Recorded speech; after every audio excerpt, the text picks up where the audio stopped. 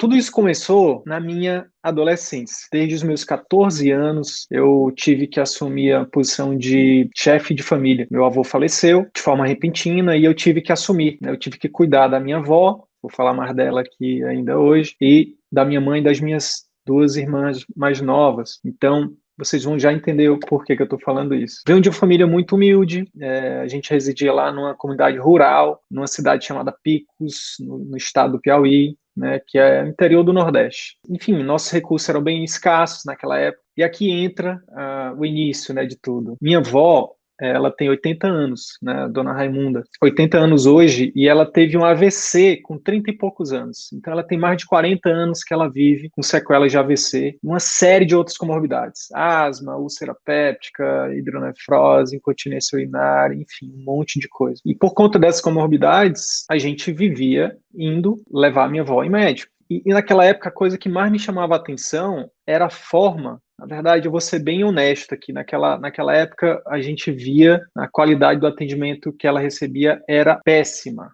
Péssima, era um atendimento péssimo. Isso chamava muita atenção. Isso foi, inclusive, um dos motivos que me levou a escolher fazer medicina. Eu pensava assim, ó, eu vou ser um médico muito melhor do que esses médicos que estão atendendo aqui a minha avó. E além disso, eu pensava, sendo um bom médico, eu vou também poder ganhar dinheiro, vou poder pagar um bom plano de saúde para minha avó, vou poder pagar uma consulta, um procedimento particular para ela. Tudo começa aqui. Né? A história do círculo virtuoso da medicina começou com isso, com uma insatisfação minha com o atendimento que eu e a minha família a gente recebia, principalmente a minha avó. Bem, depois de muito sacrifício, eu me tornei médico, me formei na Federal do Amazonas, né, passei 6º lugar no vestibular, me formei aqui em 2011, janeiro de 2011, fiz 10 anos de formado agora, em janeiro desse ano. O que acontece? Assim como a maioria dos médicos, a gente acha que depois que a gente se formar, a vida vai ficar mais fácil, vai ficar tudo certo. Na verdade, para minha grande surpresa, lá estava eu atendendo um paciente atrás do outro, rápido, correndo, plantão atrás de plantão, vínculo atrás de vínculo. E quando eu pisquei os olhos e eu abri, eu vi que eu estava atendendo igual ou talvez pior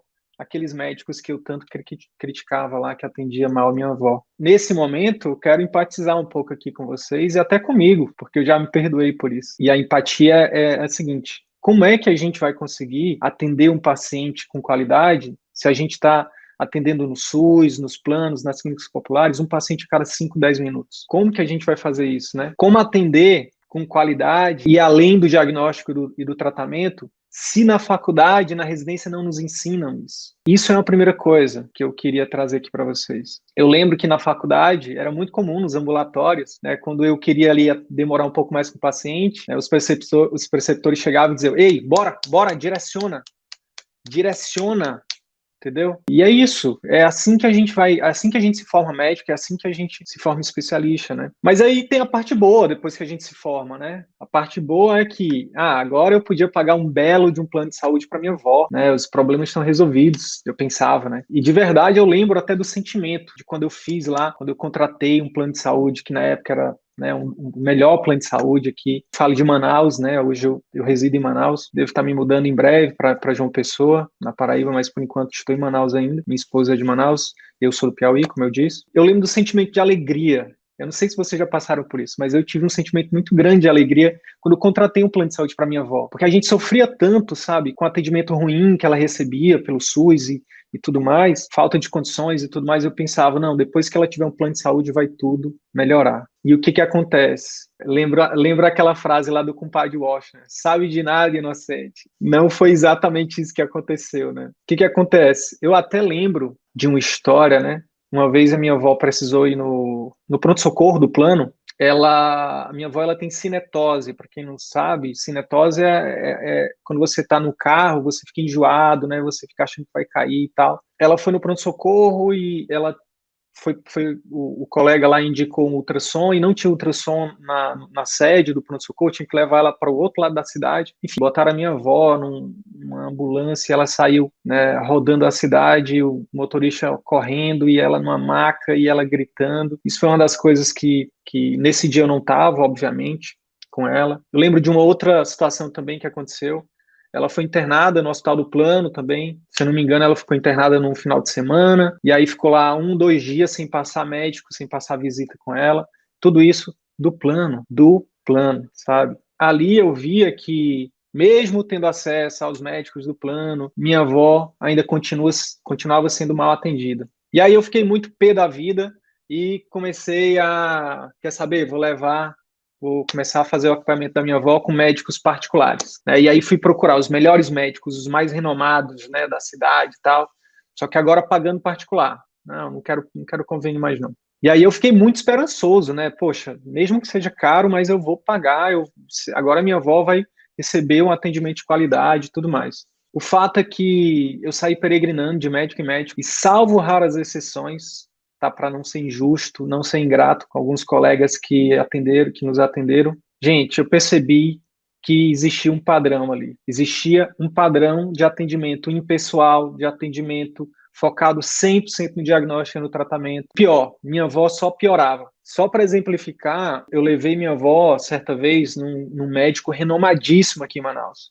Autor de livro, professor da faculdade, pagamos caro, né? Ficamos lá algumas horas esperando para ser atendida. Detalhe, minha avó sequelada de AVC, hemiplégica, anda com dificuldade, né? A gente chega lá, na hora que ele chama a gente para entrar na consulta, lá no consultório dele, primeiro, chama minha avó pelo nome errado. Segundo, diz que não vai poder fazer nada por ela naquele momento, já vai encaminhar ela para outro profissional. E antes que eu pudesse falar qualquer coisa, ele meio que nos expulsou da sala. Naquele dia, eu descobri, pessoal, que não importava se era plano, se era SUS, se era atendimento particular. Existia o atendimento médico que era prestado, não generalizando assim, mas o padrão era esse, infelizmente, né? Infelizmente. Então, beleza, fecha o parênteses aí. E aí eu segui minha jornada profissional como a maioria dos médicos, né? Especialização, mestrado. E aí, em 2013, eu passei num concurso para ser professor da Federal do Amazonas aqui. 2013 até 2020, 2019,